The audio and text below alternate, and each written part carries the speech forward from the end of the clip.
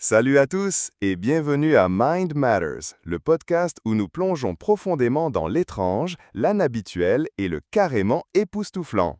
Je suis votre hôte Alex et aujourd'hui nous abordons un sujet qui a explosé sur les médias sociaux, le changement de réalité. Mais nous ne parlons pas seulement du concept de base. Nous posons la grande question. Et si le déplacement de la réalité ne consistait pas à sauter dans une dimension totalement différente, mais à modifier subtilement cette réalité, notre réalité d'origine? Salut Alex, merci de m'avoir invité. Je m'appelle Sarah et je fais des recherches sur le changement de réalité depuis un certain temps maintenant. J'ai vu les TikTok, les subreddits, tout le shebang. Et cet angle, déplacer notre propre réalité, est certainement convaincant. Absolument. Pour ceux qui pourraient être nouveaux dans le terme, le changement de réalité est l'idée que vous pouvez consciemment transférer votre conscience vers une autre réalité. Une version différente de votre vie, un monde fictif, vous l'appelez. Les exemples classiques passent de Harry Potter à Poudlard ou devenir une pop star. Les méthodes varient de la méditation et de la visualisation aux scripts et aux audios subliminaux. Mais l'idée centrale est de s'échapper ou d'élargir votre réalité actuelle. Exactement.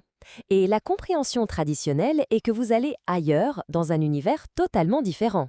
Mais que se passe-t-il si les changements que les gens connaissent ne sont pas un saut dans un autre univers, mais des ajustements subtils à ceci, notre réalité perçue? D'accord, Sarah, tu as mon attention. Guide-moi à travers ça. Comment cela fonctionnerait-il? Eh bien, pensez-y.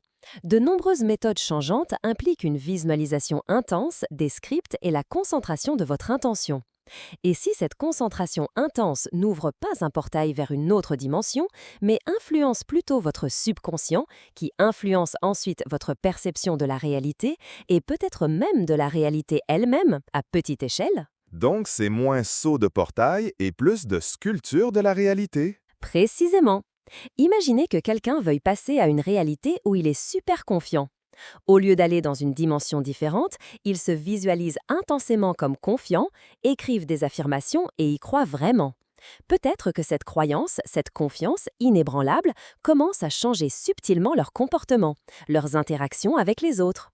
Peut-être que des opportunités qu'ils n'auraient pas remarquées avant d'apparaître soudainement. C'est très logique. C'est presque comme une prophétie autoréalisatrice, mais avec un peu de rebondissement. L'objectif et l'intention derrière les techniques de changement de réalité pourraient être des outils puissants pour la croissance personnelle, que vous croyez ou non aux univers alternatifs. Exactement. Et pensez à l'effet de l'observateur en physique quantique. L'acte d'observer quelque chose peut changer son comportement. Et si notre intention consciente, amplifiée par ces techniques changeantes, agit comme une sorte d'observateur de notre propre réalité, en la poussant subtilement dans la direction de nos désirs? D'accord, maintenant nous entrons dans un territoire sérieusement époustouflant. Alors parlons-nous de modifier les lois physiques ici ou simplement de changer notre perception? Je pense qu'il s'agit probablement plus de perception et d'influence sur les probabilités. Peut-être que vous ne pouvez pas voler soudainement, mais peut-être pouvez-vous influencer les situations d'une manière qui rend votre vie plus alignée sur la réalité souhaitée. Par exemple, quelqu'un qui passe à une réalité où il est riche pourrait ne pas gagner soudainement à la loterie, mais il pourrait être plus ouvert à de nouvelles opportunités, prendre des décisions plus audacieuses et enfin créer plus de succès financier pour lui-même. C'est une distinction vraiment intéressante. Il déplace l'accent d'un attendre que le changement se produise à un rôle actif dans la création des changements que vous désirez. Absolument. Et c'est là qu'intervient l'aspect scripting du changement. Les gens écrivent des scripts détaillés sur leur réalité souhaitée. Peut-être que l'acte d'écrire ce script les aide à clarifier leurs objectifs, à identifier les croyances limitantes et à créer une feuille de route pour atteindre ce qu'ils veulent. Donc, même si vous ne croyez pas qu'il faut sauter dans une autre dimension, la pratique du scripting pourrait être un outil puissant pour la découverte de soi et l'établissement d'objectifs. Absolument.